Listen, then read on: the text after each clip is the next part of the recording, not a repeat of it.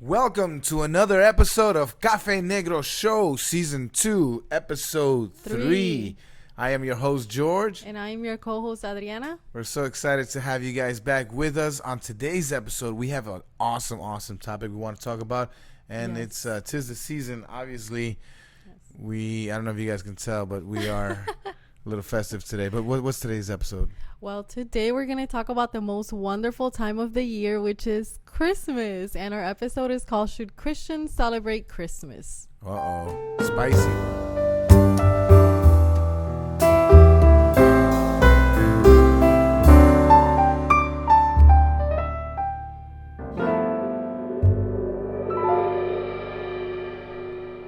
Should Christians celebrate Christmas? Well, it's a little bit of a hot topic. Yes. And once again, we're not here to really start anything up. We just kind of want to share what our experiences really are. Yes. In my background, Christmas wasn't really a big thing. What? It's not. I mean, it's not that we didn't know about it, you know. But in reality, you know, there was, I guess, bigger things to worry about. You know, we were looking for a place to be and making sure that. It was just a different season, I guess. We didn't really have a Christmas tree. I mean, we did have, you know, holiday food. Like, I remember my mom would prepare, like, the oven was on a lot more, you know, on December. We did have a lot more company over. Gifts weren't as big. We would have a gift each. Yes. You know, and it was nothing expensive. It was, to be honest with you, it was more like the necessities. You know how everybody got socks and scarves and everything that you needed. And you would get like a sweater and stuff like that. So, and back in the days, maybe a VHS, but it was from David and Goliath or some kind of Bible story. That's just my Christmas experience growing up. But so not too many bells and whistles, but a lot of family and always a lot of food. What about you? Mine was a little bit different. My family has always been big on Christmas. I'm still super big on Christmas. We always had a Christmas tree. We always decorated like so much. Like, I remember my mom got like a custom sign, and when we were in Puerto Rico, it was when we first became Christian. It said like Jesus is like the true meaning of Christmas, and we put it up on like the roof of the house for everybody to see. And we were on Christmas kids parades. I mean, like, we've always been big on Christmas. Now, and this point, I thought was very interesting. Imagine if there was no Christmas. Wouldn't that be strange? I mean, I know for us, right? Like, because we are so big on it now with our kids, it would be very strange. I mean, our kids, I feel like, look forward to it. Every year, she's talking about it. Like, oh my God, I can't believe it's almost Christmas. So believe it or not, in 1644, Christmas celebrations were made illegal in England and soon after in the English colonies in America. You know why? Because at that time, members of the government felt that the religious meaning of Christmas had been forgotten. So they banned all the holiday festivities like associated with it. And some people still celebrated in secret. And it wasn't until Christmas was once again legal 20 years after that. So 20 years, no Christmas for 20 years? Yes. I thought that was like really interesting. I mean, you were talking about how our kids, you know, how Christmas has been part of our family now. Olivia, I mean, we even do the countdown for Christmas. And, you know, the other day we were in the car and she's just like, I love Christmas so much. And, she's talking about the songs in church. We're being part of the Christmas service and all that, you know, so it's beautiful. It's a wonderful thing. So on that, you know, should Christmas celebrate Christmas? I mean, should we celebrate Christmas? I feel like we just have to think about what we're celebrating, right? Like, I think it's great that we have a day, like a national like holiday, whether you want to celebrate it or not, to celebrate the birth of Jesus Christ. Because you have to be intentional to celebrate these festivities. That's something that we do in our relationship, you know. A lot of people make fun of people that are, you know, doing things and they're like, oh, they're so, you know, they're always doing that. They're trying, but you know what? Those are efforts, you know, everything you do. So for us to celebrate this moment, for us to have these sweaters and, you know, decorate and all that, it's fun. But it's also an effort that you do in order to, you know, enjoy these traditions with your family, create these memories and stuff like that. So for us, you know, and our kids, it is a great time for us to have the discussions of, you know, Jesus was born on this day. You know, we talk about the purpose of his birth. We talk about the humbleness of his birth, the Yes. greatest gift given to us. You know what I'm saying? Which is Jesus, and it's why if we make time to celebrate any other holiday, why wouldn't you make time and effort to celebrate the birth of Jesus to its full extent? I mean, yes, none of this, perhaps there has been some. I believe it is all in the heart, right? In Yes. our case, this is our way of celebration. This is what we grew up. It's a form of dedicating, making it pretty, making it beautiful, enjoying this moment Right. that we're celebrating the greatest gift we've Yes. got. Yes, and it's not to say that our kids sometimes, I mean, they are kids, they can kind of like maybe go a little bit on a tangent and be like, oh, kind of like get thinking about the gifts, but like we always bring them back and we say, okay, what is the true meaning of Christmas? And that is like a question that we just ask them specifically, and they'll say it, and I'm like, it's not about gifts, it's about the birth of Jesus. So like I feel like, again, it's not to say that they don't think about the other stuff, but it's as a family how you choose to to give that structure to them. Exactly. And it's finding that balance. A lot of it really has the responsibility falls on us as parents. It is one of the struggles. I know it has nothing to do with our theme today, but one of the discussions that we've had in this season, our kids, we thank God we have our family very near. We have a lot of friends, and our kids are loved, so they receive a lot of gifts, which is a blessing. But one of the concerns is that they kind of lose the value in their mind. Like you can see them just opening one gift, and it's 10 seconds later, and it's like, let me see the other one, and it's like, whoa, whoa, whoa. Like, there was this thing that cost a lot of money. There was an effort. Somebody had to go to the store. Somebody had to, somebody was thinking of you. And, so, but at the same time, you can't prevent them from getting these blessings. Like, it's a blessing from God that they do have all these people that love them, right? But it's just, so we can't tell people don't buy them gifts. We can't tell people don't show them, don't express your love for him. You can't do that. People want, if they feel that they want to buy you a gift, that's a beautiful thing. They're thinking of you, right? But I think that responsibility then just falls on us to make sure that we give them that balance and understanding of the value of a gift. And that's, once again, understanding the value of the greatest gift, which is Jesus. Yes, that is our primary celebration when it comes to Christmas. So, short answer to our first question is, should Christians celebrate Christmas? For our perspective is yes, right? But we understand that it is a personal decision how you choose to celebrate Christmas. You don't have to put up a tree, right? You don't have to put candles. You don't have to decorate. You don't have to give presents per se. You don't have to do any of that. The primary thing, that we celebrate in Christmas is the birth of Jesus Christ. Everything else, I feel like I always say it's like extracurricular. You have your core subjects and then you have your extracurriculars. So you can choose to do it or not. But somebody once told us when we first got married, you have the opportunity to create your own traditions. Yes. And we noticed that, and we've taken that to heart. We do our own little things.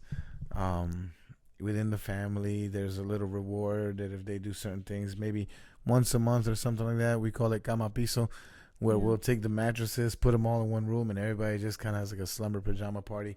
But it's our tradition, it's a little thing we created for our family. And so when our kids talk about stuff like that, other kids are like, what are you guys talking about? And they're like, oh no, it's just something that we do at home. So same kind of mindset with Christmas, Yes. I'm sure everybody has an idea, and we respect everybody's way, journey as far as trying to understand where they need to be in this question. But this is just kind of like where we're at. We definitely think of Christmas as honoring God overall, and we enjoy celebrating the Christmas season to the fullest, including trees and presents and pernil and food and family. And gifts and Christmas movies and the whole Santa Claus thing too. How do we make Christmas a meaningful celebration, right? As Christians, again, celebrating the birth of Jesus is the most important day of the year, right? As like us as human beings, right? I would say that probably our birthday, right, is probably the most important day in our life, right? Like in a way, right? Because it's the day that we were born. That's the day that God gave us life. That we, that we came to this world. So celebrating the birth of Jesus is the most important day of the year. Sometimes celebrating birthdays, especially as you get older, can become kind of monotonous, right? Because you can kind of get into that language of like, oh, it's just another birthday, oh, another year went by, I don't celebrate birthdays anymore, or kind of something like that. We should celebrate every year, understanding that God put us on this earth for a reason, and we need to fulfill our purpose just like Jesus did when he came into this world. Every year is a blessing. One discussion we had with my dad, the other day, people that die at all ages, unfortunately. Not to get a dark tone, but it's a fact. And sometimes we, and don't get me wrong, I understand. We wish we can stop the time, or slow it down at least. But we can never forget that every year, every minute, every hour is a blessing. And the way to peace is having a grateful heart. If you're able to have a grateful heart, you live in peace because you feel that there's nothing really you need. Everything you've been given has been by grace. So taking this time out of the year, our years just seem to get busier and busier all the time. But to take this season out to talk about the birth of Jesus, to talk about the greatest gift, and to make sure that they understand that is the most important thing in our lives on this earth. Everybody has a list of things, but we personally feel that the number one thing that you need in your life in order to have a good life first is you need to meet Jesus, and receive his salvation. Number one, best thing you could do. And the second thing, I think the most important thing in life is finding the right person to share your life with. I think that is probably the most, yeah. I mean, I love you, but I also it's a very important blessing, because no matter how hard I could work in my life to be the best or the worst or whatever, the person that you're going to share your life with has a big impact on how your life is going to go. So we looked up John chapter 4 verses 39 through 42, and this is the story about the Samaritan woman. So verses 39 through 42 say, many people in that town of Samaria believed in Jesus because of what the woman said about him. She said, he told me everything I ever did. So the people of Samaria came to him. They asked him to stay with them. Jesus stayed there 2 days. Many people believed because of what he said. They said to the woman, now we believe. It is no longer because of what you said about Jesus, but we have heard him ourselves. We know for sure that he is the Christ, the one who saves men of this world from the punishment of their sins. It's powerful. It's a powerful story, and the way that we want to connect it to make Christmas a meaningful celebration is that we can see in this scripture how the crowd went from emotion to personal experience, right? They went from like hearing just what the Samaritan woman said about Jesus, that which I'm sure was a very good, compelling like story, right? Because like it was enough for them to want to say, hey, we want to talk to, we believe, and we want to talk to Jesus. Yeah, we want him to come talk to us. So they went from that emotion, right, to get Jesus to come talk to them, to then to personal experience. And what we want to talk about is that as years go by, some people just celebrate Christmas and even say, yes, they say the true meaning of Christmas is the birth of Jesus Christ, but it's something kind of superficial, something that they've heard, oh yeah, we know that it's the birth of Jesus Christ, of course. but they don't really have that true experience, Correct. personal experience with Jesus. It's just something that they heard, you know. So Yes. what we want to say, we make it a meaningful celebration by having that personal experience with our Creator. We need that one-on-one experience for us to truly understand that Jesus came to this world, right, to save us, right, to be the savior, our Savior. And I just feel like that verse is just so powerful. And it's so good because like these are the verses, these are the conversations that we have during, you know, we definitely try to have them throughout the year. Don't get me wrong. It's not like, you know, we don't go to church every week and we don't, you know, we definitely try to keep a strong faith life for our home. But in this season is just this specific story, you know, as far as talking about Jesus and his mercy and the experience, you know, this is when these conversations come up. So Christmas for us has become a great experience. You know, it's something that we've lived, that we've enjoyed, that our kids look up to, that, you know, we dedicate, you know, to God as a form of gratitude in many ways. And definitely just make it pretty, I guess. You know, I know it sounds so shallow, but I mean, everybody knows what a celebration looks like. Even with Jesus, it was a time to celebrate, and this is a great moment for us to celebrate, and more than ever, to bring the, you know, the good news to the world that, listen, Yes. we're celebrating the birth of Jesus, the greatest gift to the world. So if we don't celebrate it, I mean, we can't expect anybody else to celebrate it. Yes. What's question number 3? Let me see. Let me try to get this one here. How do we celebrate Christmas with our family? And we were discussing a little bit about that, but tell you, listen. Yeah, I mean, we talked about some of it already. Like, again, primarily is for our kids to understand the true meaning of Christmas, which they do. So, you know, for us, it's just being really direct and not kind of like, you know, like just asking them, like, and if they don't know, it's like, especially for our 5-year-old, a 6-year-old now, you know, you say, we celebrate because this and that, you know, like the birth of Jesus Christ. Just be very direct with kids, like you need to be, you know, until they develop that personal experience with God.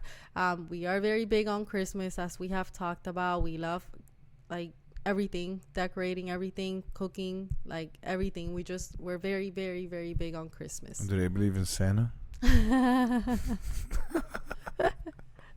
I know y'all been waiting to find out what's that deal with that. And we're going to be very honest with you guys. Once again, like we said from the beginning, you should have your own way of understanding how to celebrate Christmas. I probably, you know, we understand that we are celebrating the birth of Jesus.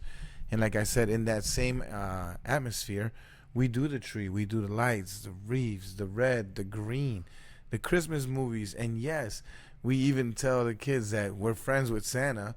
And if they act right, he's going to let us know. And Santa's going to tell us, you know, we're going to let them know whether you get the green light or bad light, you know, for them to get their gifts. It's a fantasy. And I feel like, you know, I definitely growing up, like I loved that stage when I was a kid of celebrating Christmas and just having that fantasy that my mom used to tell me, oh, you know, Santa Claus is coming, and just I love that so much that we talked and we wanted our kids to have that fantasy also. You know, maybe some people from our family are not right in agreement with it, you know, but for us, again, we established our own traditions, and it, you know, maybe up to a certain age, you know, we don't know what age we haven't decided, but yeah, we just want them to have that fantasy. Is being a kid is so beautiful. You don't have the worries of an adult, and I just feel like it's good to have that fantasy for a little bit. With Olivia, we've cut up carrots and stuff like that. We put the food out there for the deers to eat and all that. They cannot watch this episode. I mean, she knows, you know, like Olivia knows that, you know, saying we're playing a fantasy game, and she loves it, so she's going with it. Luca, I don't know where he's at yet. I think he's still like, can't watch this episode. Not yet. I'm not ready for them. But Olivia knows the truth. And once again, it's not what we're not trying to preach to you what is right or wrong. It's just kind of what we've done in our home, and we've been able to enjoy this moment with our family, do some great memories, and overall celebrate Jesus in this Christmas season. Yes, and lastly, one of the other things that we love to do during Christmas, and it's not to say that we don't do it like the whole year, it's just we like to reinforce that unity, like with the family. We love to host and just to try to get the family together. Growing up, like didn't have that much family, so when we got married, I feel like I really like just having like a bunch of family. So one thing that we love to do is just reinforce that unity, which I know makes Jesus happy. And remember, what's most important is having that moment to share with the people you love and celebrate Jesus in our lives, in our homes, in our country. And yeah, it's beautiful. I mean, and in closing, celebrating Christmas does look different for everyone. But one thing that should unite us is celebrating and remembering the birth of Jesus Christ. So, in our opinion, yes, Christians should celebrate Christmas. I'm down.